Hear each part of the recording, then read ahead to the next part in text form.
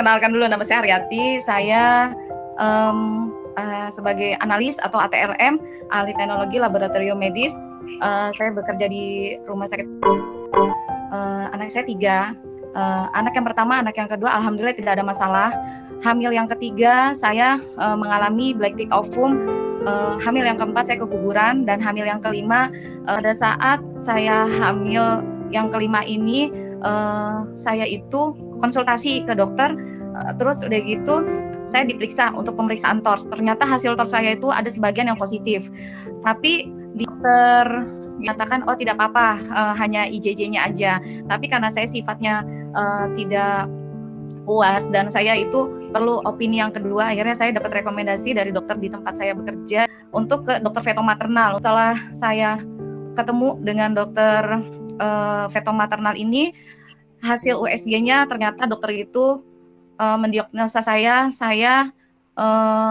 placenta increta, yang artinya jadi ada miom tapi dia itu menempel di plasenta. Jadi misalnya ini plasenta, ini miom, dan sebelahnya lagi tuh bayi saya. Dan di situ saya divonis ini kasus 1000 banding 1, agak sulit. Dan saya divonis, bayi ini tidak bisa lebih dari 27 minggu. Pada saat itu Bulani, saya itu bingung, terus udah gitu, karena kan saya sudah mengalami kegagalan hamil ketiga dan hamil keempat. Dokter itu juga bilang, kamu mau hamil berapa kali juga kamu akan ada masalah, karena miomnya ini sifatnya tuh nempel di plasenta gitu kan. Pada saat itu kandungan saya itu di usia 3 bulan. Saya ketemu sama dokter fetomaternal ini. Terus ukuran si miom itu 2 cm, bayi saya 2,4 cm. Jadi sama hampir besar kan Bu, hanya bedanya 0,4 cm. Saya udah nggak tahu lagi harus gimana, karena kalau 27 minggu itu kan pasti bayi masih prematur. Nggak akan sempurna otaknya dan semuanya. Terus saya akhirnya dikenalin sama ibunya Gita untuk pakai produk Alfameta. Terus udah gitu ya, namanya ikhtiar, semua itu kan saya balikin lagi ke yang punya hidup gitu. Tapi saya tetap ikhtiar, saya pakai Alfameta dan saya pakai Alpaspin. Jadi saya mulai minum Alfameta di usia 3 bulan. Saya terus, tapi saya belum ketemu dokter itu sampai usia 6 bulan. Dokter yang fetomaternal yang Bulani ya. Jadi selama 3 bulan saya shopping dokter di dokter kandungan yang lain, tapi dokter kandungan. Semua saya shopping dokter. Dokter menyatakan, nggak ada miomnya. Terus ada lagi dokter, ada miom, tapi saya tidak tahu ini posisinya increta atau tidak, karena saya bukan feto, dia bilang gitu kan. Udah, saya terus minum Alfameta selama 3 bulan dan saya tempelin Alpaspin ini ke kandungan saya. Dan alhamdulillah pas menjelang usia 6 bulan saya akhirnya bertemu dengan dokter fetomaternal itu.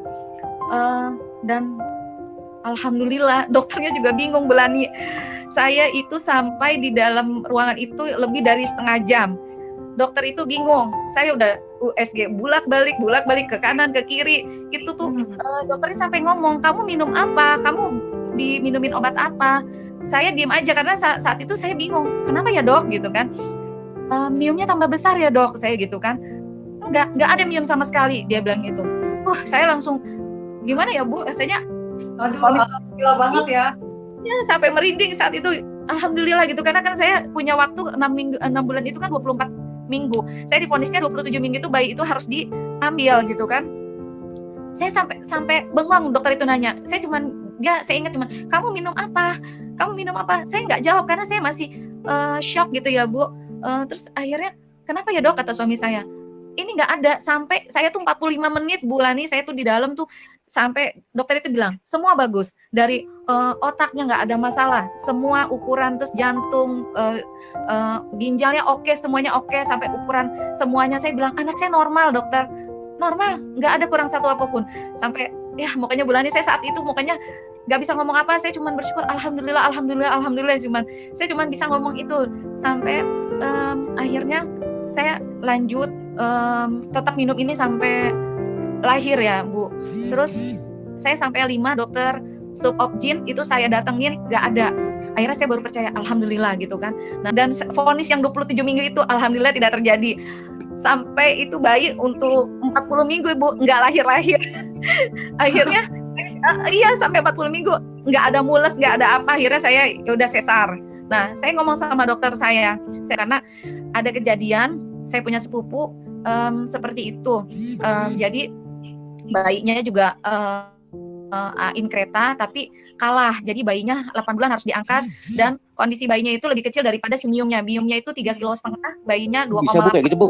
Setelah saya ketemu sama dokter itu saya bilang, dokter nanti dalam proses sesar apabila nanti perut saya ada miom atau kista, saya minta tolong dokter sekalian dibersihkan gitu kan. Ya. Udah hari-harinya Bulani saya disesar terus udah gitu. Dokter itu bilang, karena memang dokternya juga baik banget, teman sejawat. Dia bilang, Mbak, ini nggak ada apa-apa ya, tanya nih teman-teman gitu kan. Alhamdulillah setelah bayi saya sudah dikeluarkan, nih bayinya alhamdulillah normal, tidak kurang satu apapun. Terus udah gitu nangis lah seperti yang normal bayinya. Terus udah gitu si dokter itu bilang, alhamdulillah di perutnya nggak ada apa-apa Bu, alhamdulillah banget, bener-bener nggak ada miom, nggak ada kista. Nah di situ Bu, saya makin percaya banget gitu kalau misalnya produk ini memang benar-benar bagus dan saya mau mau berbagi sama orang lain gitu Bu. Nah dan ada satu lagi Bu yang saya perlu ceritakan, mungkin bisa dilihat bayi saya nanti ada fotonya umur 4 bulan. Makanya setelah lahir bayi saya itu memang bentuk tempurung kepalanya itu ada batas tegas. Jadi tidak seperti anak saya yang pertama atau yang kedua atau bayi-bayi yang lain yang saya pernah lihat. Jadi tempurung kepalanya itu tempurung kepala. Nah ini nih Bu, di sini bisa lihat itu batas kepala anak saya itu lebih kelihatan jelas ya Bu ya. Jadi kayak sambungannya itu dan itu kayak kalau menurut saya semacam kayak bando.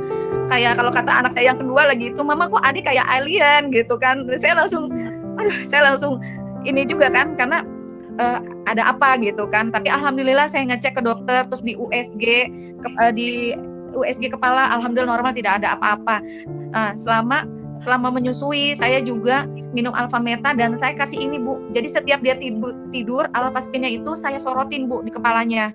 Nah alhamdulillah di usia 1 tahun ya Bu, 1 tahun tuh alhamdulillah itu bagus, udah seperti sedia kala normal. Enggak. Normal ya. Nah ini dipoto usia berapa nih Bu?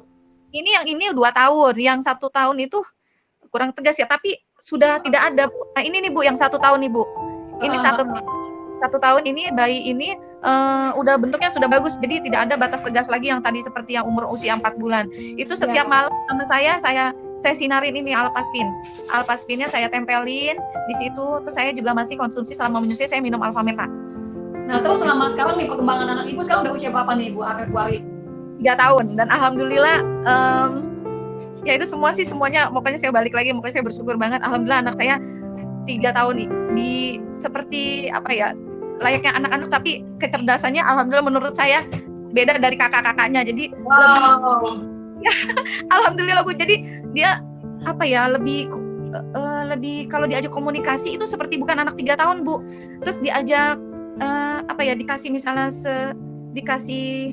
kita misal contohin baru sekali aja dia udah langsung bisa gitu. Secara daya tangkapnya ya Bu Ari ya. Beda dengan yang lainnya.